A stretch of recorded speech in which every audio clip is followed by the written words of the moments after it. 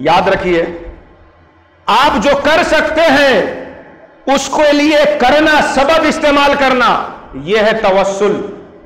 آپ جو کچھ کر سکتے ہیں اس کے لیے سبب استعمال کرنا، یہ ہے توسل۔ اس کے بعد اللہ کی رحمت کو تکنا، یہ ہے توکل۔ حضور داعی اسلام کہتے ہیں کہ توسل سنت ہے اور توکل فرض ہے۔ آپ اسباب استعمال کریں جس چیز کو حاصل کرنا چاہتے ہیں، اپنی قوت پر اس سبب کو استعمال کر کے اللہ سے دعا کرے، مولا مجھ سے جتنا ہو سکتا تھا وہ میں نے کیا ہے، اب اپنی رحمت سے اسے آگے کا مرحلہ تو طے فرما دے۔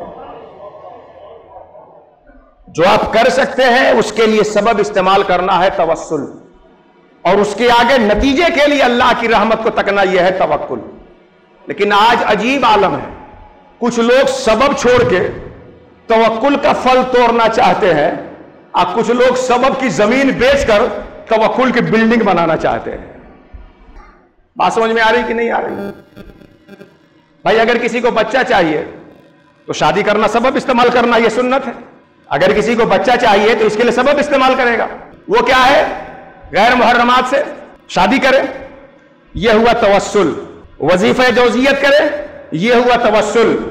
لیکن یہ یقین رکھے کہ زندگی گزر جائے گی وظیفہ جوزیت کرتے ہوئے، اگر اللہ اولاد نہ دے تو اولاد کی نعمت نہیں مل سکتی ہے۔ یہ سبب استعمال کر کے اللہ سے دعا کرے، مولا جو مجھ سے ہو سکتا تھا وہ میں نے کیا ہے، اولاد کی نعمت تو عطا فرمانے والا ہے۔ اب اگر کوئی شادی ہی نہ کرے اور مصلی بچھا کر سبحان اللہ الحمدللہ یا اللہ بیٹا دے دے، یا اللہ بیٹا دے دے، یا اللہ بیٹا دے دے، تو اب آپ کا بیٹا آسمان سے اترنے والا نہیں ہے۔ اللہ کی قدرت الگ بات ہے، وہ چاہے تو جب چاہے تب اتارے، لیکن وہ عادت اور سنت اس کی یہ ہے کہ آپ سبب استعمال کریں گے تو اس کے پیٹ سے اللہ مسبب کا بچہ عطا فرمائے گا آپ کو۔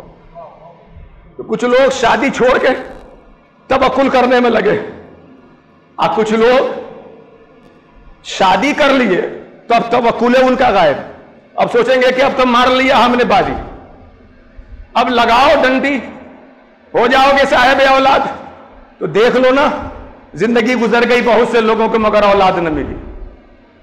اب یاد رکھیے، جو کر سکتے ہیں وہ کریں، اللہ آگے کا راستہ آپ کے لیے آسان فرما دے گا۔ لیکن جو آپ کر سکتے ہیں وہ نہ کریں گے تو آگے کا راستہ بھی اللہ آپ کے لیے آسان نہیں فرمائے۔